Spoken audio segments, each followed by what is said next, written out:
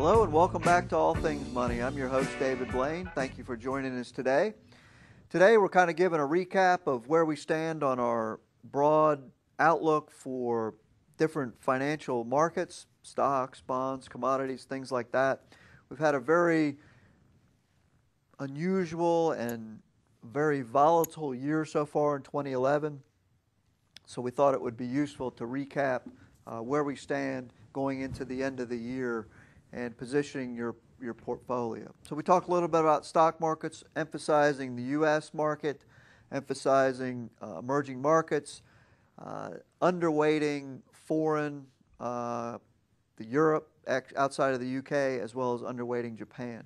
Now within the U.S. market, as I mentioned, the U.S. market is about 43% of the world's capitalization of the stock market. The next one down is the Japanese market. So within the U.S. market, we like to get a little more granular and we take a look at large companies versus small companies and growth companies versus value companies.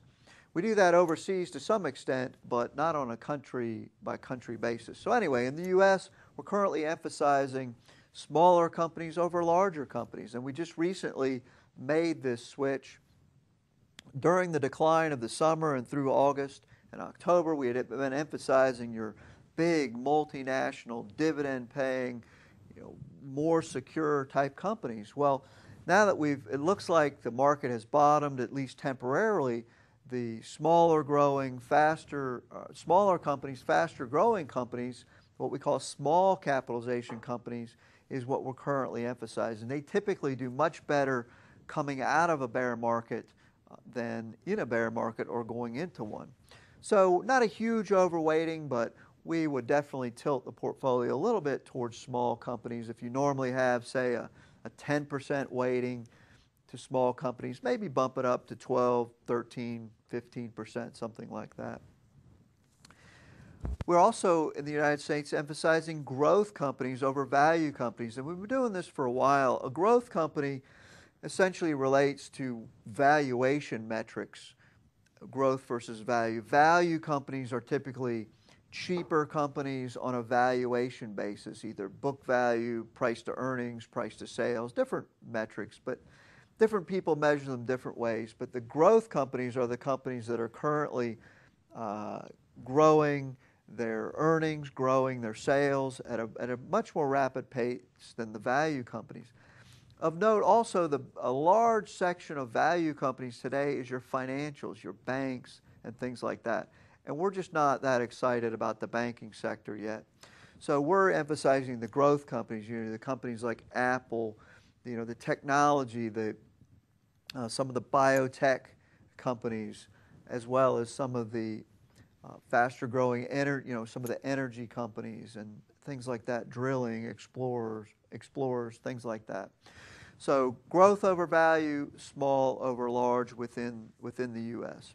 We also like to take a look at the U.S. sectors. If we go back to my little example of market capitalization, some of the sectors of the U.S. economy, by sector I mean financial companies, material companies, utilities, healthcare, what we call sectors. I believe it's 8 out of 10 of our sectors are larger than the other, maybe it's 6 out of 10 of the sectors are larger than any other country's stock market. And so we like to take a look at the sectors as well. And currently we're emphasizing the energy sector. We think that energy, as we continue to move forward, you come out of the recession, energy has been a good place to be. And we think this time it will also be a good place to be. You see, energy is affected by the price of oil, but the energy sector is more than just oil. It's coal, it's natural gas, it's alternative energy, which, by the way, I just thought I'd throw out, for all the buzz about green energy and things like that, those investments have just been awful. So I don't want to get into that today, but I was just looking at something the other day, and solar energy, alternative energy, by these different companies, awful investments.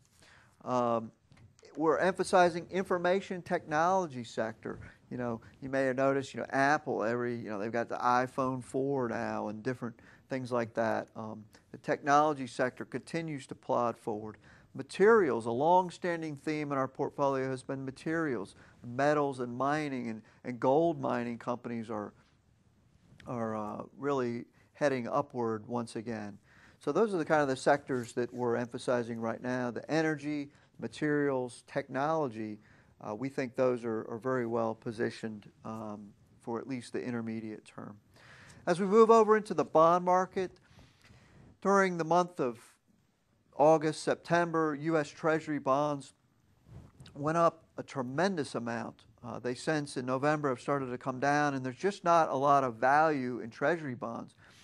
As the markets do this risk on, risk off, they're flooding to Treasuries. But if you look at, the 10-year Treasury yield is less than 2%. And inflation, depending on who measured it, has got to be at least 3%. I think most people estimate that inflation is understated, not overstated. So at 2% for 10 years, I mean, Treasuries are just not a very good deal.